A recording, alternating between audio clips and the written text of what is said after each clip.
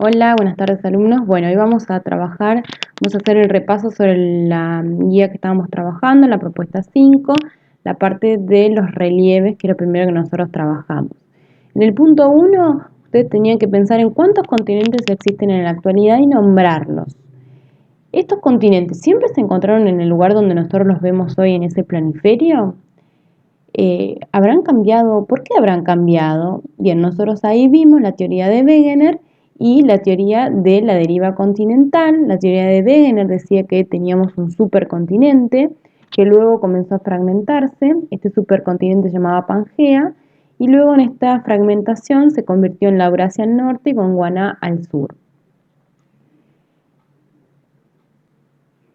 Que decía esta teoría que los continentes estuvieron unidos y comenzaron a separarse. Acá podemos ver cómo hoy, con diferentes colores, que son los continentes que tenemos en la actualidad, o microcontinentes, cómo estaban unidos y cuáles son esas evidencias que nosotros podemos encontrar con respecto a estas uniones. ¿Cuáles son las evidencias? Las evidencias son la formación que tienen en cuanto a las cadenas montañosas muchas veces, que tienen las mismas características en cuanto a los minerales y la composición. Por otro lado tenemos la forma, que parecen encajar unos continentes con otros, y por el otro lado tenemos algunos restos fósiles de animales y de vegetales, que son los que nos dan a entender de que estos animales y vegetales se encontraban esparcidos por todo el mundo y bueno, no podían trasladarse por tantos kilómetros, por lo tanto es una evidencia de que estaban juntos. Y ahí, por ejemplo, tenemos bien cómo encajarían, casi como un rompecabezas, América del Sur con África. ¿Qué pasa con América? América está subdividido, este continente americano está subdividido en tres, ¿sí? Según el criterio físico o geológico estructural. ¿Por qué decíamos geológico? Porque está compuesto de tres placas tectónicas. Estas placas tectónicas son la placa norteamericana, la placa centroamericana y del Caribe, ¿sí? Que es esta que nosotros tenemos acá, y la placa sudamericana. Luego en el punto 2 explica a través de qué dos procesos se forman y moldean los relieves.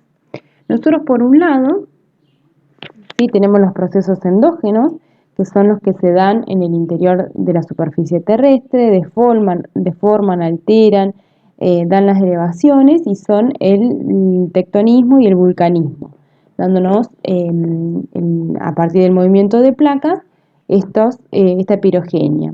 Y por el otro lado, los procesos exógenos, que son los que se dan en el exterior de la superficie terrestre, que son la meteorización, la erosión, ¿sí? La meteorización a partir del viento, las precipitaciones, la variación de la temperatura, se transporta y se deposita ese sedimento. Tenemos tres tipos de bordes. Dentro de los tipos de bordes tenemos los límites convergentes, los límites divergentes y los límites transformantes. Estos tipos de límites los que nos van a dar son diferentes características de lo que va a pasar con el terreno. Por ejemplo, los límites convergentes, lo que nosotros tenemos es una placa más pesada, más dura, que hace lo que se llama el proceso de subducción por debajo de la otra placa. En este ejemplo, por ejemplo, podemos pensar en una placa sudamericana con la placa de Nazca que hace subducción por debajo, generando todo esto que decíamos de la pirogenia y el plegamiento de toda la superficie que queda, ¿sí? Sobre la placa más blanda, que puede fragmentarla y generar mesetas o puede plegarlas y generar montañas.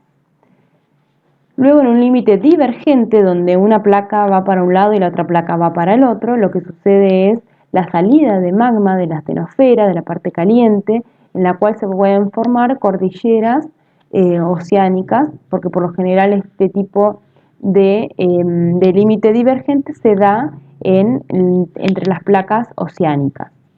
Y luego tenemos un límite de falla transformante o de rumbo, en la cual va una por un lado y la otra para el otro lado y genera un poquito de movimiento de las placas tectónicas y movimientos telúricos. Bien, en el punto 3 decía colorea las placas tectónicas de toda la superficie y enuméralas. Identifica cuáles están representadas, cuáles nos interesan para América. Entonces, ahí nosotros te lo hicimos en clase, pudimos colorear cada una de estas placas tectónicas, veíamos la leyenda, en esta leyenda tenemos el tipo de límite de placa que encontramos y además tenemos las flechitas que nos indican la dirección. Por ejemplo, la placa sudamericana con esta dirección y la placa de Nazca con esta dirección. En algún momento se van a chocar. ¿Qué tipo de límite de placa podemos evidenciar que tienen? Un tipo de placa convergente, en la cual converge la placa sudamericana con la de Nazca.